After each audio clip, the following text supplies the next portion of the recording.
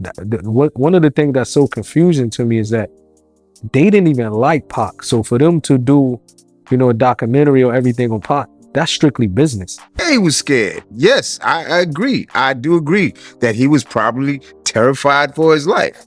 So if that is the case, it's also quite feasible that he put up money to get Pac killed. The story fractures open again with its most explosive claim yet, moving fast into late 2025 as Dwayne Keefe D. Davis, now in custody and facing a first-degree fatal charge for the 1996 killing of Tupac Shakur, is said by insiders to have begun cooperating with the FBI in ways that could reshape how that tragedy is understood. This is not presented as idle rumor, but as an extension of the same Keefe D who previously gave statements to law enforcement in a 2008 LAPD interview and detailed his account in his 2019 memoir Compton Street Legend, with sources close to the case now alleging he has gone further by identifying additional figures in what they describe as a broader chain of command behind the ambush. Among the names being whispered in industry and legal circles is Snoop Dogg, a West Coast icon whose alleged deeper involvement, still unproven and unconfirmed, has sparked intense discussion precisely because of his public image and cultural status. Even the suggestion has sent ripples through hip-hop communities worldwide, amplified by decades of unanswered questions, official silence, fragmented interviews, and long-standing public speculation, creating the sense that something buried for years may finally be pushing into the open as reactions spread rapidly and every side begins positioning itself for what could come next. The reason we asked everyone to be here today is obviously we are the new attorneys for Dwayne Davis in the Tupac case, now set for trial February of next year. The reason in particular that we asked the media to be here is that, obviously we're not trying the case in the media, but we want to establish better relations with the media. Keefe D's own words were the first cracks that reopened a cold case left untouched for nearly 30 years, as police had identified him as a suspect almost immediately after Tupac Shakur was shot on September 7, 1996, in Las Vegas, yet no charges followed until September 29, 2023, when authorities finally acted after revisiting his public statements. According to Lieutenant Jason Johansson, it was Davis's voluntary interviews, media appearances, and his memoir that reignited the investigation, with his 2018 appearance on BET's Death Row Chronicles proving especially significant, where he openly stated that he was inside the Cadillac that pulled alongside Shakur and Suge Knight's BMW moments before the gunfire erupted. While he denied being the shooter, instead placing that role on his nephew Orlando "Baby Lane" Anderson, he unmistakably positioned himself at the center of the operation, reshaping a crime that had long felt distant and unresolved. Now, as prosecutors under the Clark County District Attorney's Office hint at new allegations in recent filings, those earlier admissions read less like loose talk and more like threads unraveling a far more intricate and disturbing network than anyone previously acknowledged. The idea here is that the state has the burden of proving it beyond a reasonable doubt. We don't think that they can prove it beyond a reasonable doubt. Also, just to go back a second about what was seized, also what was mentioned was some memorabilia, posters of Tupac and things like that, which we don't really think has a lot of evidentiary value, but the most provocative thread now driving speculation and quiet outrage centers on claims that Keefe D, once a key figure within a Southside Crips faction and long seen as operating at the edges of the case, has allegedly provided information to the FBI implicating Snoop Dogg in the orchestration of Tupac Shakur's killing. Snoop's public image has for decades been carefully shaped around musical success and cultural influence, yet sources familiar with the matter claim that in closed-door discussions with federal agents, Keefe D described meetings and motives that positioned Snoop not as a distant observer, but as someone allegedly involved in arranging the hit, including plans targeting both Shakur and Suge Knight. The mere suggestion stunned industry insiders when it first surfaced, because if substantiated, it would represent not only a major scandal for a globally recognized artist, but also a dramatic reframing of the East Coast-West Coast rivalry that has long focused on figures like Diddy, Biggie, Shakur, and the death row versus bad boy narrative. Now, Snoop's name is being whispered amid renewed legal scrutiny, underscoring the need to clearly separate what is verifiable from what remains unproven, even as the allegations rapidly fuel suspicion and debate. There's a great deal of documents that were taken. In Mr. Wilson's initial press conference, he had stated that our client is presumed innocent, and that's obviously a constitutional protection that every defendant enjoys. However, he had said that just recently they had come upon evidence that they felt basically corroborated their theory of the case, and it made reference to. In 2008, Keefe D spoke with Los Angeles police under an immunity agreement tied to a PCP trafficking investigation, and those statements were later documented in a book by former Detective Greg Kading and reported by LA Weekly. During those interviews, he admitted to supplying the Glock .40 caliber handgun used in the shooting and stated that had the positions of the cars been reversed, he would have fired the shot himself. At the time, those remarks were treated as admissions with little immediate legal impact, but following his arrest and recent court filings, they have become central to an active and evolving case narrative. His repeated claim of a meeting at Greenblatt's Deli, where he alleged discussions of a bounty involving Sean Diddy Combs, was long dismissed by Combs's representatives as absurd and fictional. Yet that account has resurfaced with renewed force in prosecutorial filings and is now said to have expanded, with federal sources alleging Keefe D has provided agents with additional names and motives connected to figures in the industry and legal circles. This has introduced a new layer of tension, and according to multiple behind-the-scenes sources, Snoop Dogg has been closely watching how these developments and filings are being interpreted. To be the age that we are and you get to become as successful as we are, you have to start doing some things that matter for the future. His representatives have firmly denied any role in planning the 1996 shooting, and Las Vegas police have emphasized that Snoop has never been officially named a suspect in the homicide case. Yet the mere fact that such claims are reportedly surfacing in federal discussions significantly raises the stakes. At the same time, Snoop is dealing with separate, unrelated federal legal issues, including convictions on 2 counts tied to transportation for improper conduct, and is awaiting sentencing, adding further scrutiny to his situation. Industry watchers point out how destabilizing it could be if someone already in custody, particularly a long-standing figure like Keefe D, begins identifying major, high-profile names in connection to Tupac Shakur's killing, a case that has lingered over hip-hop culture and the justice system for nearly 3 decades. Humans are not just good and bad, black and white. They're compassionate at times. They're at times. A man can be compassionate to women at the same time. I was. Look at the lunatic and look at Brenda's got a baby. This development reshapes decades of unresolved rivalries and unanswered questions that have surrounded the case, which for years left families, fans, and commentators clinging to fragments of an incomplete story. The drive-by ambush at a Las Vegas intersection after a boxing match, the .40 caliber Glock firing multiple rounds, Tupac Shakur's fatal injuries, and Suge Knight narrowly surviving. In the absence of definitive answers, theories multiplied, ranging from gang retaliation to record label conflicts, personal grudges, and misplaced loyalties.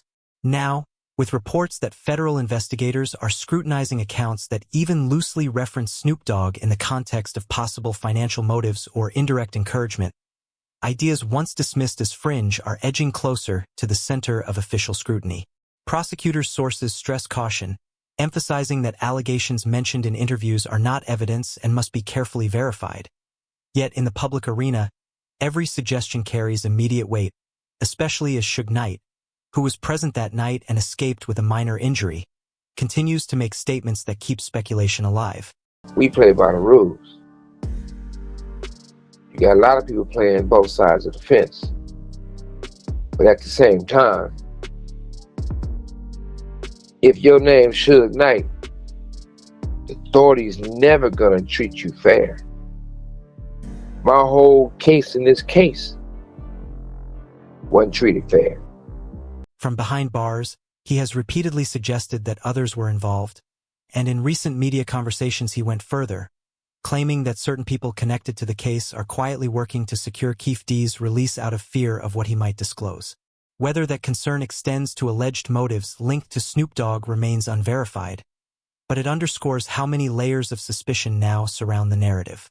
As these insider accounts circulate, they begin to dismantle long-held assumptions while forming new ones, especially as the idea of someone once bound by street loyalty now cooperating with federal investigators forces a reevaluation of complicity, allegiance, and self-preservation.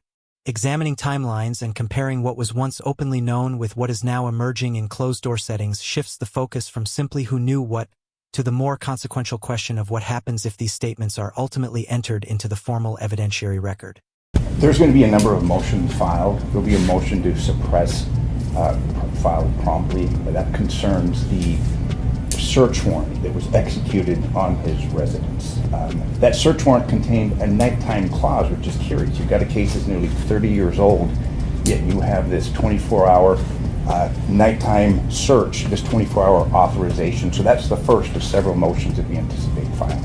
I mean, anytime you have a cold case. Sources familiar with the ongoing review say prosecutors are carefully re-examining every statement Keefe D has ever made, from his 2008 interview with Los Angeles police to his televised account on Death Row Chronicles and the detailed narrative in Compton Street Legend, treating each version as another layer in a growing mosaic. Details once considered settled, the alleged Greenblatt's meeting, the planning for that night in Las Vegas, the gun passed into the back seat, the chaos at the stoplight, are now being revisited alongside newer claims suggesting the possible involvement of backers with broader interests than previously acknowledged. The impact is already spreading, with legal teams tightening strategies, publicists preparing responses, and fans worldwide reassessing a tragedy long thought to be fixed in history. As one line of interpretation begins to form, new questions immediately surface, pushing the story beyond a simple historical re-examination and into an active investigation of who influenced what and why. If Keefe D's reported cooperation carries implications greater than expected, then past interviews, old admissions, and even long-dismissed rumors now take on renewed weight, forcing a real-time reassessment of the loyalties, rivalries, and unanswered questions that have defined this era of music culture for nearly a generation. You know, we're not taking this case trying to win it on a technicality. We're obviously still getting up to speed on the case, but we anticipate it going. Once rumors of Keefe D's alleged cooperation began circulating through the prison system, they spread quickly, fueling talk that the old death row legacy wasn't just being revisited, but was starting to fracture from within. From behind bars, Suge Knight, still outspoken and positioning himself as a keeper of West Coast truth, introduced fresh accusations that seemed aimed at dismantling what remained of hip-hop's untouchable mythology, claiming that Snoop Dogg, despite publicly distancing himself from death row's darkest chapters, had allegedly been trying to help Keefe D secure release. The claim immediately raised eyebrows, prompting questions about why one of music's most influential figures would risk association with someone now linked to confessions surrounding one of the industry's most notorious killings.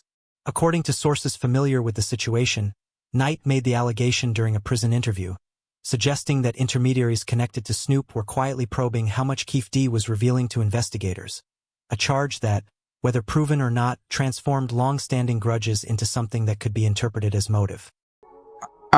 Yeah, I'm waiting, along with a lot of other of Pac's loved ones and fans and supporters. This is like the first, one of the first bits of the answer to what happened to Pac.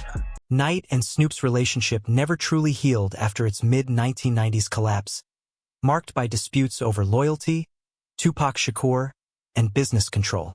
After Shakur's death, Snoop's departure from death row came under strain, and he went on to build his own empire far removed from the label Knight once dominated, a split that lingered for decades. When Snoop later acquired the death row brand in 2022, Knight's remarks took on a sharper edge, publicly suggesting resentment over ownership and pairing those comments with darker insinuations that felt less like nostalgia and more like accusation. In the wake of those statements, former death row associates from the 1990s began contacting journalists, claiming they had heard similar versions of the story before. One anonymous former road manager alleging Knight had warned months earlier about someone close to Snoop attempting to influence the Vegas case, while another insider claimed Snoop's camp had quietly reached out to Keefe D's relatives through shared connections to assess the seriousness of his cooperation with federal authorities. None of these claims have been verified, but together they show how revived rivalries and unexplained silences are feeding an atmosphere where every past conflict now feels newly suspect. I just get right on the side of his head and just start talking to him in his ear. just talking to him. Amid all the speculation, one point stands out clearly. Suge Knight's recent remarks have revived a theory many believed had been laid to rest, suggesting that Snoop Dogg's public image may conceal a far more complicated and strained history with Tupac Shakur than fans ever realized. Knight has long claimed that the two were not on good terms in Shakur's final days, alleging that Tupac felt deeply betrayed after hearing Snoop speak favorably about Biggie and Diddy during a radio appearance just weeks before the shooting in Las Vegas. According to Knight, that sense of betrayal nearly erupted into a physical confrontation in a New York hotel room, only stopped by security, and he has described Shakur as furious that someone he considered a brother appeared to sympathize with his rivals. If that rift truly existed, it casts a different light on the moments leading up to that night. The studio sessions, the awkward silences, and the forced smiles captured in photographs, forcing a reevaluation of what those final hours may have really meant and setting the stage for what unfolded afterward. I say a week before we was best of friends. 2 days before he died, I don't think he liked me. Within months, Tupac Shakur was gone. Snoop Dogg had exited death row, and the empire Suge Knight built began collapsing under pressure, fear, and indictments, a downfall that now feels strangely cyclical. Today, with Keefe D in custody, reportedly speaking to federal agents and Snoop controlling the very label he once left behind, it feels as if the past has resurfaced to demand unfinished answers. When Knight accuses Snoop of wanting Keefe D freed, it lands as more than a headline, carrying the weight of a warning layered with implication.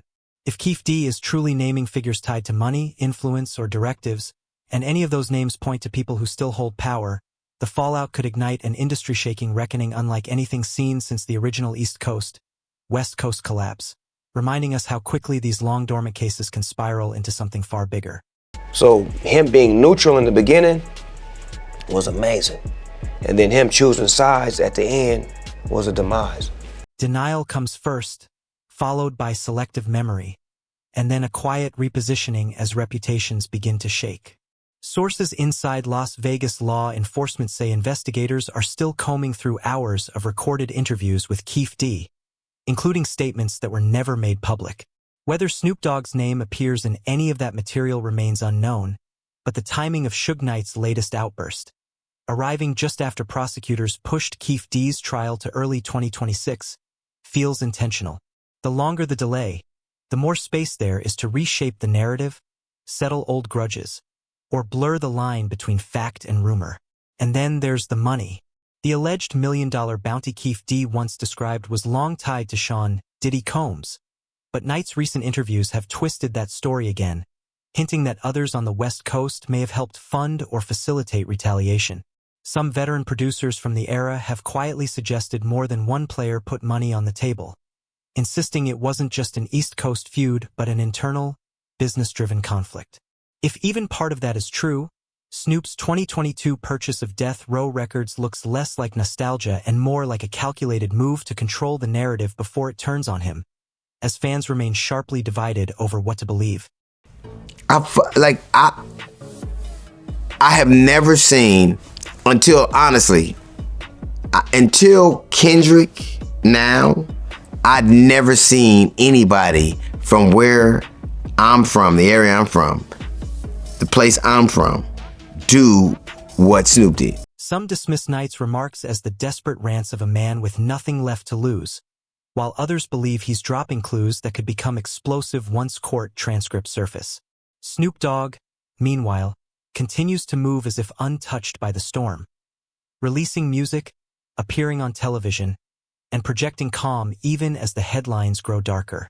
His only public response was a brief online jab, calling Knight obsessed and bitter over death row ownership, a classic Snoop move that deflected without explaining.